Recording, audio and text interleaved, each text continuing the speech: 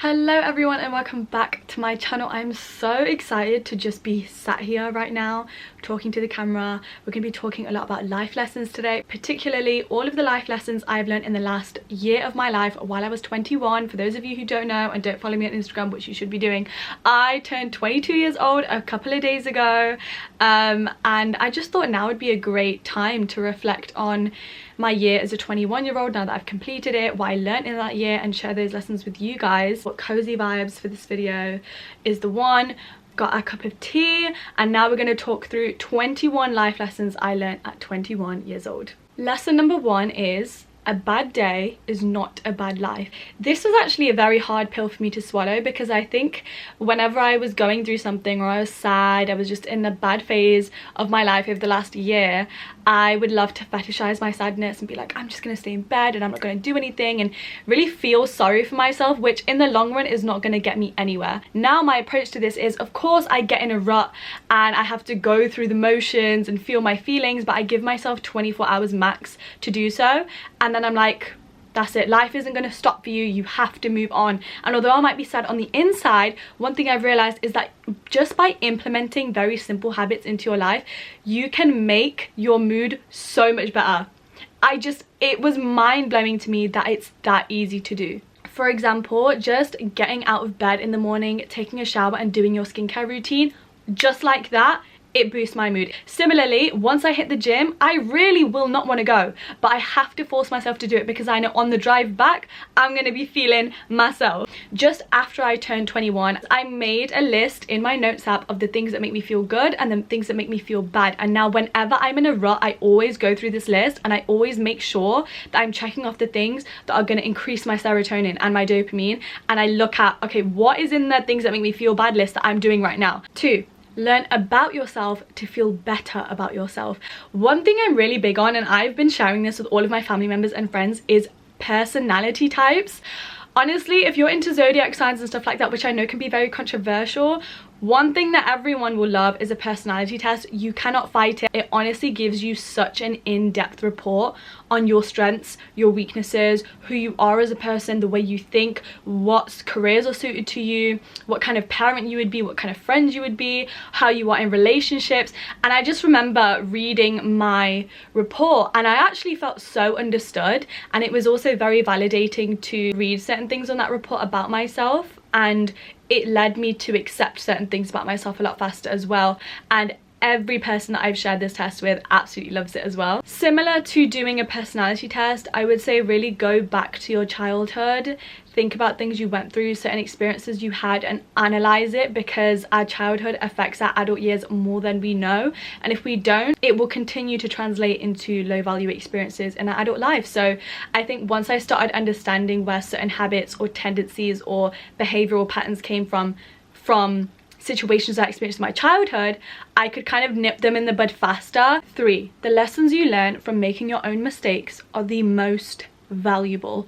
Now, taking advice from other people and learning from other people's experiences and lessons are so great, but there are certain instances where people might say to you, don't take that risk, you're going to regret that, don't take that step, you know, that's not a wise decision. But if your heart is telling you to do something, or your mind cannot let go of an idea of doing something, just do it. Even if it's risky, even if it means making a big mistake, that's what life is about. It's about experiencing the journey and going through the challenges. Life would be so boring and we would learn nothing if everything went right 100% of the time. So embrace the mistakes, because some of the greatest lessons I've ever learned was from making mistakes.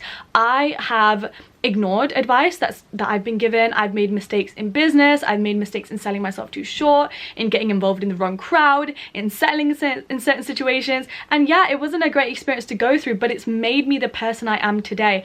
Honest to God, right, I would have nothing to talk about online had I not made thousands of mistakes. It makes you more knowledgeable to deal with the next chapter in your life, so embrace it and never beat yourself up for making mistakes. 4. Embrace FOMO for your vision.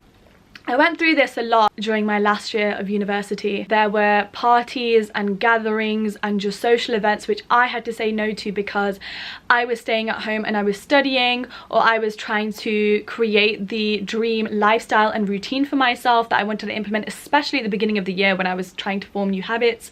I was coming back home early from nights out at 1 o'clock in the morning so I could film videos and send content to brands for creative jobs. I would get major FOMO and I wish that I'd went, and I look back on that now as a 22-year-old, and that was back when I just turned 21, and I'm so grateful I went through the FOMO and I stayed home and I knew what to prioritize and what was more important.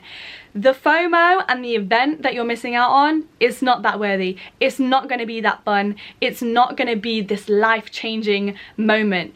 If you know what's important to you, you know what you have to work on, and you know what your vision is for your life, put everything into that. Having said that, number 5 is be spontaneous. Live in the moment, break up your routine. Life is not a productivity competition, so as much as you should be focusing on your vision and you shouldn't let FOMO get the best of you, remember to take breaks in your routine and live in the moment, because that is what will lead you to the best memories, experiences, and discoveries. You are responsible for your own life. No one is going to tell you to get up and do the work. No one is going to come and save you. You are essentially always alone. You are responsible for your success, your failures, and what you do on a daily basis and where you're going to get to. And it's such a hard pill to swallow, but the sooner that you realize I'm on my own and no one's going to help me do this, I have to rely on myself and myself only. I'm the one who has to get myself out of bed. I'm the one who has to feed myself nourishing meals. I'm the one who has to sign up to the gym. I'm the one who has to work. I'm the one who has to assign my own breaks and my own routines and which social plans I go to. The sooner you accept responsibility for it, the sooner your life will become easier, and you'll also become more mature and more intelligent in knowing what's best for you and your future. Lesson number 7.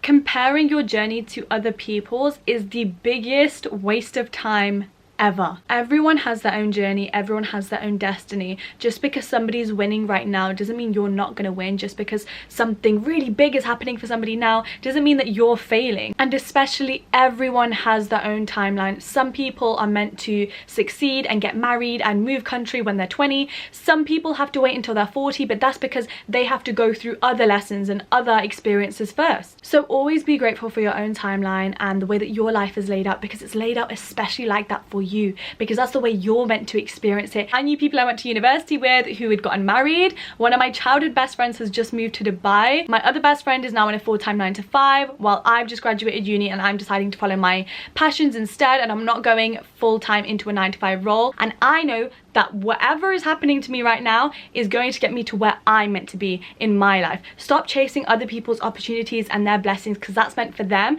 and you are set apart. We are all set apart from each other and we are all following different paths. Focus on yourself, your vision, be tunnel vision on yourself. Lesson number 8 is one I never thought I'd say, but honestly, money comes and goes. Don't stress about it. Stop worrying about where your next paycheck is going to come from or how much money you're going to make.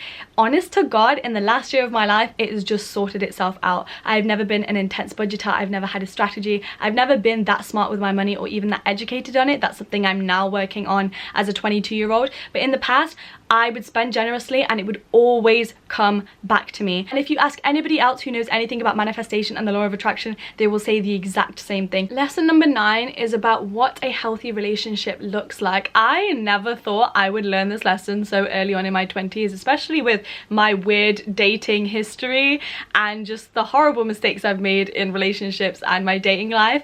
But it's really become so much clearer this year. It was actually this summer that had just gone where I learnt in depth about my attachment style, and I learnt that it was possible to change your attachment style. And I read a book called Attached, and it completely changed my life and has changed the way that I date and look at relationships and act and behave in relationships. And it's made me solve a lot of my own self-sabotaging behaviors and reassured me that a healthy, loving relationship is possible. But also just read more non-fiction books and self-help books about life, about dating, about relationships, friendships, family, narcissism. Accept that you don't know everything there is to know about life. Take advantage of books and podcasts and other people's knowledge. Lesson number 10, relying on motivation is the most unproductive thing you can do. Discipline has been the hardest thing that I have tried to master in my entire life. I can happily say I finally did it at 21 years old. I have never been able to stick to the gym or stick to cooking healthy meals at home, maintaining a healthy diet, and I finally did it this year because I just gave up on trying to rely on motivation. If I didn't feel like doing something, I'm gonna force myself to do it. That's the only way to do anything. Discipline is the key to success. It literally unlocks a newfound power in yourself and teaches you so much more about yourself, as well as increasing your confidence in yourself, because you're like, I can literally do anything I put my mind to. 11, jump at every opportunity that comes to you and talk to everyone. Something that you know, this isn't really my dream career, do it anyway.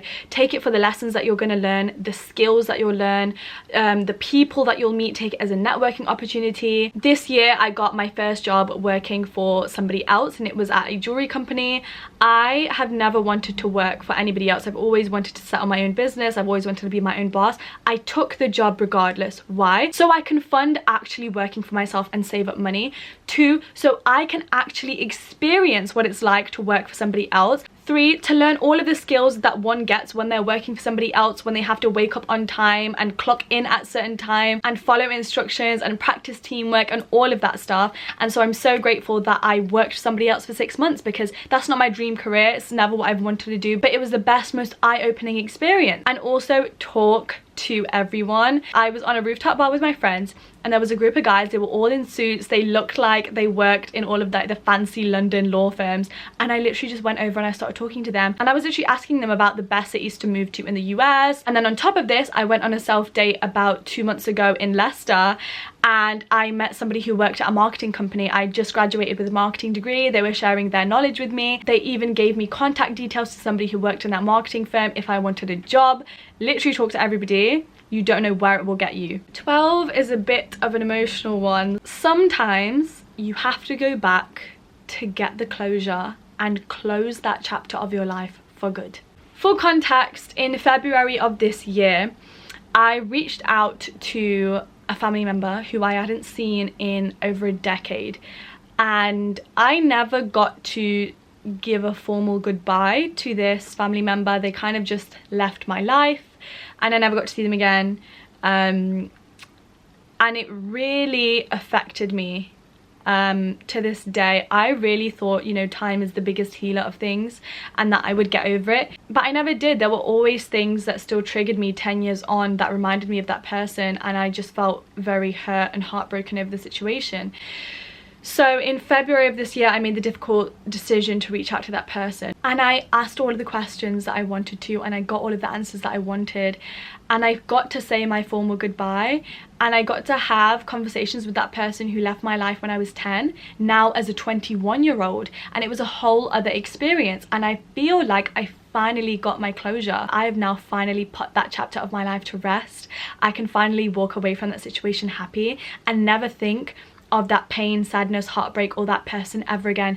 I can finally move on with my life. Going to places and doing things alone is liberating. I started my self-love journey when I was 20 years old, but the self-dates I took myself on throughout the year of being 21, they were just really elevated. I kept playing around with my confidence, doing things that were a little bit more difficult, going out to bars alone, going out to fancy restaurants, having dinner alone, going to different cities alone. Over the last 6 to 7 months especially, whenever I took myself on a date, I would always accidentally strike up a conversation with another person, or people would just be drawn to me and want to start conversations with me. And that's been like another great blessing in spending time alone, because like the amount of networking you can do, the other people that you can meet and learn from is amazing. Whilst living alone in my final year of university, I experienced the most rapid self-development and growth. Stop taking it personally. Nothing is personal. Everyone's got their own stuff going on, their own challenges to overcome. They're battling their own inner demons. So however somebody is treating you, most of the time they're just projecting.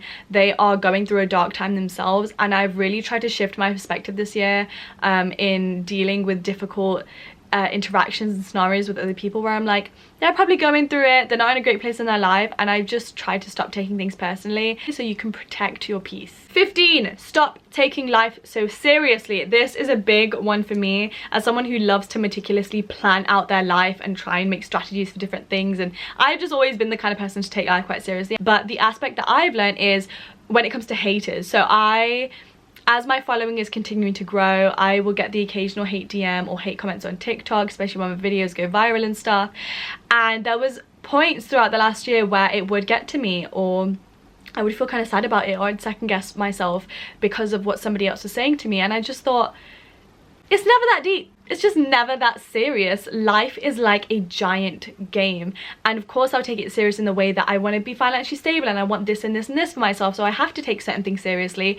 But when it comes to other people projecting their opinions on you or sending you hate comments, who cares? The only opinion that should matter is the one you have of yourself, because you're the only person that truly knows yourself on this planet. Lesson 16 is that uncertainty is beautiful. Embrace it. Being 21 and in my final year of uni especially, everything was uncertain. I didn't know what I was doing post-uni, and now that I'm a postgraduate and I've just turned 22, I still don't know what I'm doing. And that has been a running theme throughout my life, and one thing I've learned is that no one knows what they're doing.